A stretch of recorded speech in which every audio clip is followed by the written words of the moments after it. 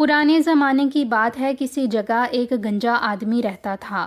اس کے پاس ایک بیل تھا۔ ایک دن وہ اپنے بیل کو چرانے لے جا رہا تھا کہ اچانک 40 ڈاکو اس پر ٹوٹ پڑے اور اس کے بیل کو چھین کر لے گئے۔ وہ گنجا آدمی بڑا چالاک تھا۔ اس نے ڈاکوؤں سے بدلہ لینے کے لیے عہد کیا اور اگلے ہی دن اپنے گدھے کو لے کر ڈاکوؤں کے ڈیرے پر پہنچا اور ان سے کہا، میرے گدھے کے تھان میں کبھی لید نہیں ہوتی، روز صبح اس کے پاؤں تلے مجھے 100 اشرفیاں ملتی ہیں۔ ڈاکوؤں نے گنجے کی بات کا یقین کر لیا اور 1000 اشرفیاں دے کر اس کے گدھے کو خرید لیا۔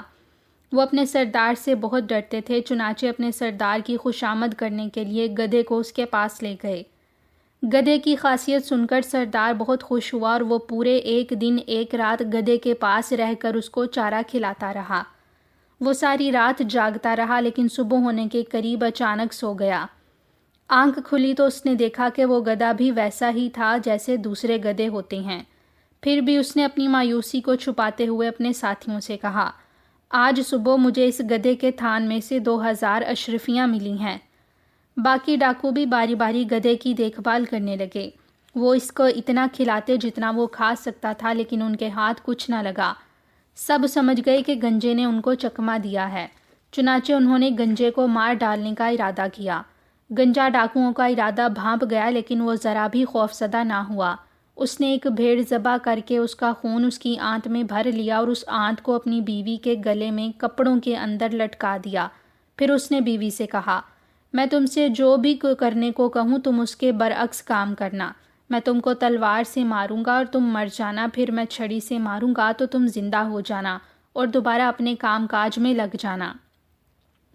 گنجا یہ سب ابھی کہہ چکا تھا کہ ڈاکو آ دھمکے۔ ان کے سردار نے گنجے سے مخاطب ہو کر جھڑک کر کہا، تم نے ہم کو دھوکہ دیا ہے، ہم تمہیں جان سے مار ڈالیں گے۔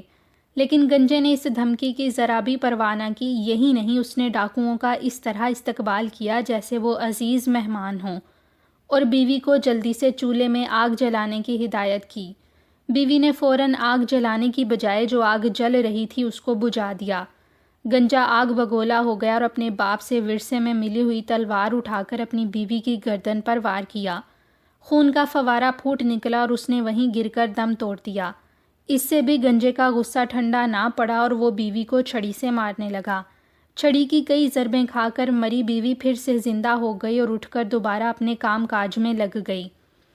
یہ تماشا دیکھ کر ڈاکوؤں کے منہ کھلے کے کھلے رہ گئے۔ یہ سوچ کر کہ چھڑی میں کوئی جادو ہے، انہوں نے گنجے سے چھڑی لے لی اور چلے گئے۔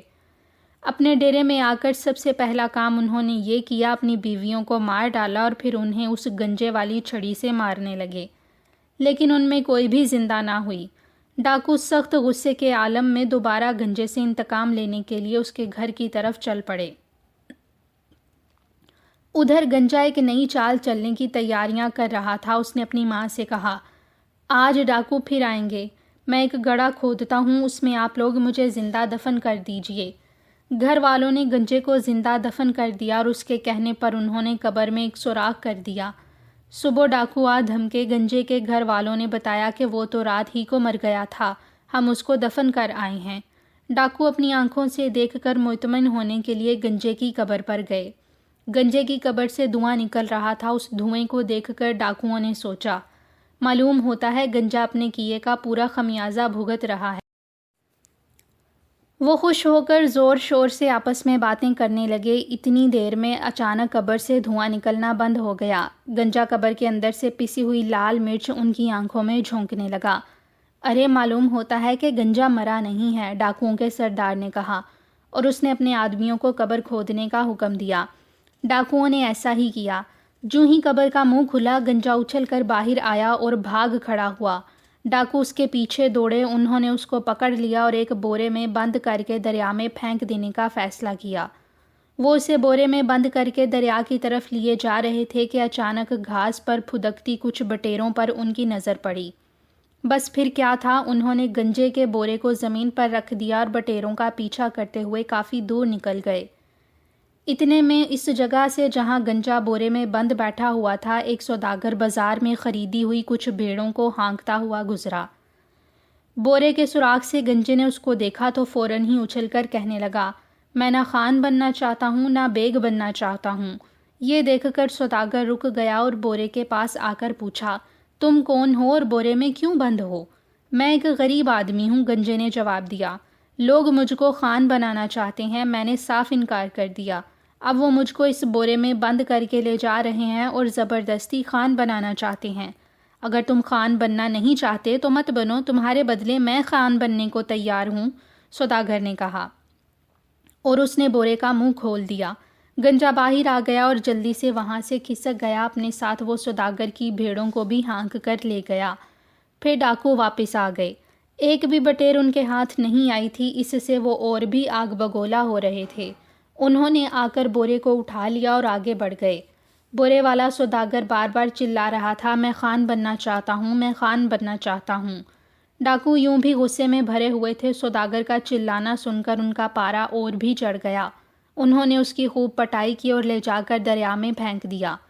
اس کے بعد کچھ دن گزر گئے۔ ایک بار ڈاکو کہیں ڈکیتی کر کے اپنے ڈیرے کو لوٹ رہے تھے کہ اچانک راستے میں گنجے پر ان کی نظر پڑی، جو کچھ بھیڑوں کو ہانکتا ہوا لے جا رہا تھا۔